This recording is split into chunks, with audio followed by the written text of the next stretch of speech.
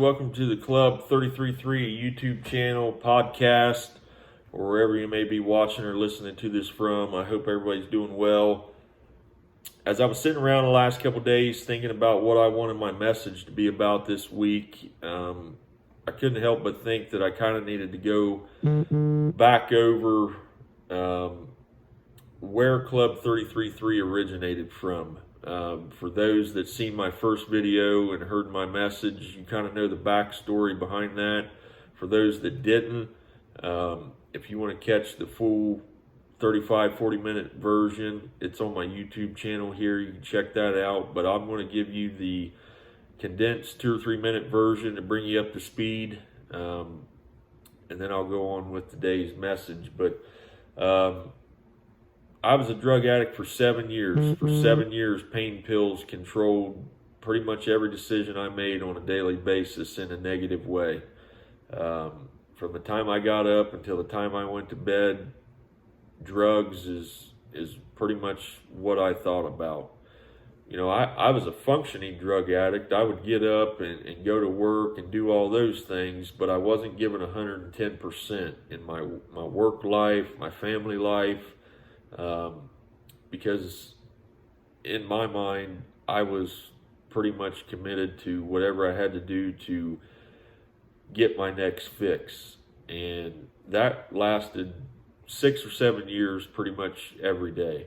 There was a short time stint in there of 5 or 6 months of where I did get clean. And put drugs down, but I didn't do it for me. I did it for everybody else. I did it for my family. I did it for my friends. Pretty much just because I was getting a lot of heat from them, and so I agreed to put the drugs down. But anybody that's going through addiction, whether it's drugs, alcohol, tobacco, pretty much knows until you make the decision that you're ready to be done for yourself, it's not going to happen. It may last for a short amount of time, but it's not going to stick. And that's pretty much what happened to me. You know, it lasted 5-6 months maybe, and then crept right back in. And the second go round was even worse than the first. You know, just decisions that I was making was not good, and it pretty much turned me into a person that I never would have thought possible. It was end of October, beginning of November of 2016. I remember coming home from work one day, and there was 2 suitcases sitting in my driveway, and my wife basically hands me a piece of paper and says, if you want to have a family or you ever want to see your kids again, you're going to go get some help. And right here, these are my 2 kids. That's my son. That's my daughter. At the time, my daughter wasn't even born. You know, I was on the road of basically not even being able to see my unborn daughter if I didn't agree to go get help. And at this time, I was ready to be done. You know, I'd been on the drug addiction road for almost 7 years, and I was tired of looking over my shoulder, and I was tired of telling lies to cover up other lies, and you know, I was finally ready to be done. So I agreed to go get help. You know, I was scared to death. I wasn't sure what to expect. I go to a detox recovery center here in Columbus, Ohio, and after being there a couple days, I have a conversation with one of the counselors or advisors there, whatever you want to call it, and which ultimately led to him asking where I was at with my faith. And you know, I had always thought that I believed in God, or I did believe in God, but I didn't have any relationship with Him. You know, we didn't go to church.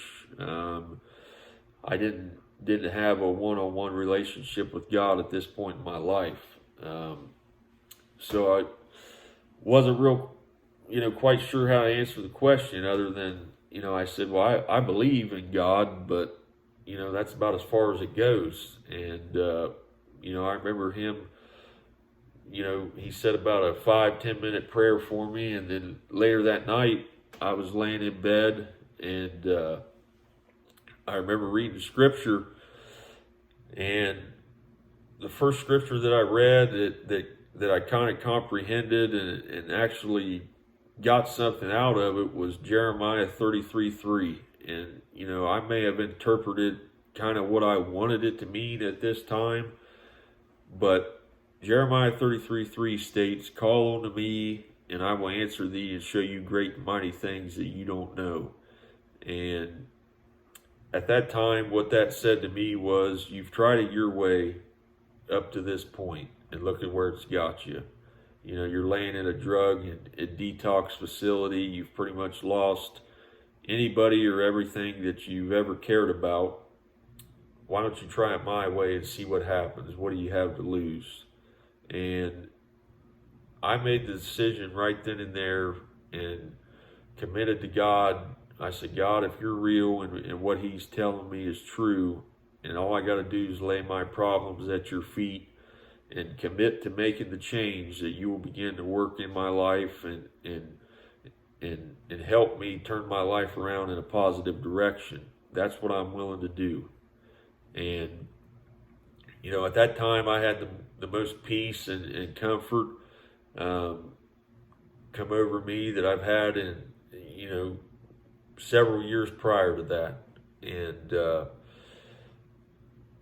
woke up the next day and I knew that I was headed in the right direction, because I felt better, even though I was going through the withdrawal and the, feeling like shit. I felt better at that point than I had felt in a really long time. And that's kind of what, brings me to today's message is there's a reason why I'm still here. God got me through those tough times, and I honestly believe that I was meant to go through those tough times and experience the things that I experienced, so I could help others or give advice to those who may be going through addiction, or those that, not necessarily just addiction, depression.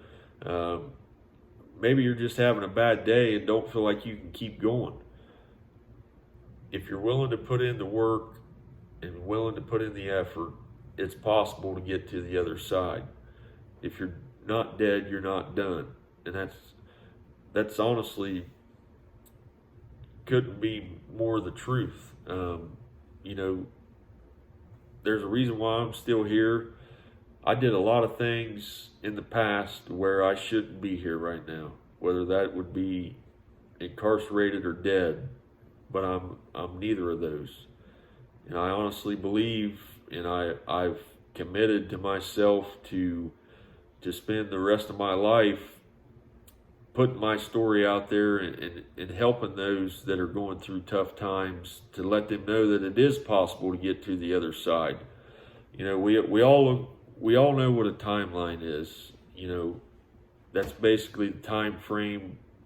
There's a beginning, a middle, and an end on when a task or a procedure has to be done. And that's pretty much same thing with your life. We've all heard the story about, the time you're born and the date that you're dead on your headstone, but all that matters is that dash in the middle. And even though that might sound cliche, it's honestly true. That dash doesn't get any bigger.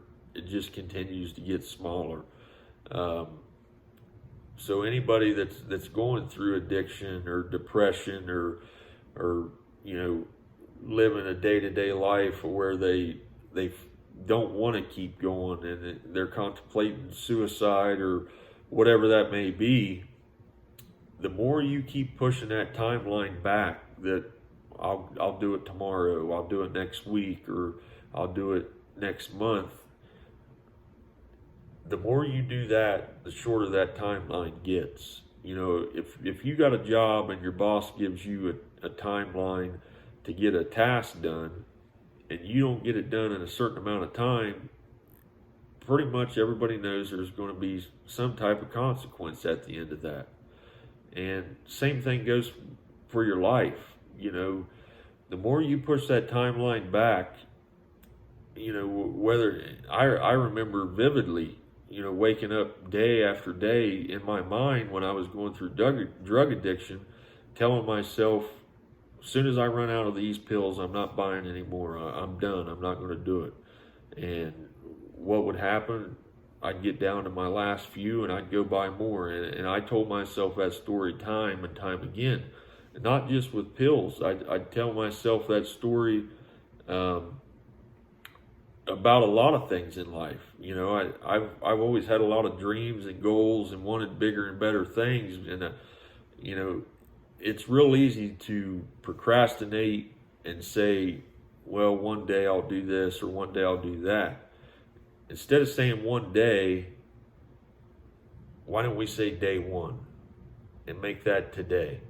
Whether that's addiction, depression, cheating on your wife, contemplated suicide, whatever that may be, make today day one of saying no more. I'm not going to do it anymore. Because the further you keep pushing that timeline back, the shorter and shorter that dash gets. And eventually, the end of that dash is going to come. And that's the scary part. None of us know when that's going to be. That could be today. That could be tomorrow. That could be 10 years from now. But we don't know. We have a short amount of time to accomplish and do the things that we want to do. We only have one life.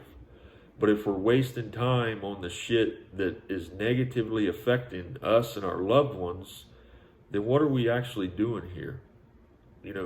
Every one of us on this earth was put here for a reason. And it's taken me a long time to figure out what my reason is. After I went through the drug addiction, I've owned and ran a successful business for the last 5 years that I've made good money at. I enjoyed doing it, but it still left me with an open void inside, wondering if that's actually what I was supposed to be doing in life. It wasn't until I actually really sat down and thought about it for weeks after weeks of, what is my purpose in this life? And, I'm not a Bible thumper by no means. We don't go to church on a regular basis, but I do have a relationship with God. Whatever your belief is, that's none of my business. But if you believe in a higher power, I have a daily conversation, with God or the higher power, and whether that's driving down the road and just talking to him in my head, or that's laying in bed at night and asking him what he wants me to do with life. It took several weeks of me asking, show me what you want me to do, or give me some guidance. And I ultimately landed on, there's a reason why I went through the addiction, and there's a reason why I'm still here. And it's to help others. And, when COVID-19 hit, the drug and alcohol addiction rate was on the decline. Back in 2020, when COVID hit, the drug and alcohol addiction rate went back up. And, almost 12% of the United States population over the age of 12 is either on or has tried illicit drugs, whether that's drugs, alcohol, tobacco, whatever it may be. That's almost 160 million people. So it's going to take more people like me, you, or others that have experienced the negative effects of drugs, alcohol, depression, to not be ashamed of your story, but come forth and use it in a positive manner to help others get through the dark times. Because when I was going through my recovery and trying to stay positive, it was the people that I was talking to that had been through it and made it to the other side, telling me that it is possible. You know, look where I came from and look where I'm at now, that ultimately give me the strength to keep going every day. You know, it's real easy for a doctor or a college educated person to sit across from you and tell you this is what you need to do or this is what you don't need to do when it comes to certain topics like that. But until you've been through it and actually know the negative and dark hole that addicts or people in depression live in, it's really hard to give advice on what you should or shouldn't do. But if you've been through it like I have, and you've made it to the other side of, I live in a house and drive vehicle. I'm not sitting here boasting, by no means. That's not what this video is about. But I'm here to give my testimony to say that it is possible. And if you're willing to put in the work and the effort that you put into chasing drugs or chasing alcohol, it's real easy to make excuses every day on why you can't put cigarettes down or you can't put the alcohol down. But it's just as easy to look at the reasons why you can't. These two right here was one of the biggest reasons that I didn't have a choice. I had to put the drugs down, because if not, they weren't going to have a dad. At least it wasn't going to be me. And, when you really sit down and think about that, if your kids or your loved ones isn't enough to make you want to make a change, and even your self-worth, if you don't have enough self-worth to not want to get up every day and be dope sick or get up every day and feel like you're just walking around depressed like a zombie, you got to take pride in yourself, and you got to believe that it is possible. I encourage you not to give up. If you feel like you're in that deep, dark hole and you've been scratching and clawing to get out, and you feel like you've made zero progress, don't give up. There was time after time where I wanted to give up. When I was a month clean, 2 months clean, 3 months clean, hell, even a year clean. The days where it gets rough and the days where you feel like you can't keep going, it's real easy to resort back to your old ways. But if you'll, bite down on the mouthpiece of life, if you will, and push forward, eventually you'll get out of that hole. Is it going to be easy? No. Does it get easier? Absolutely.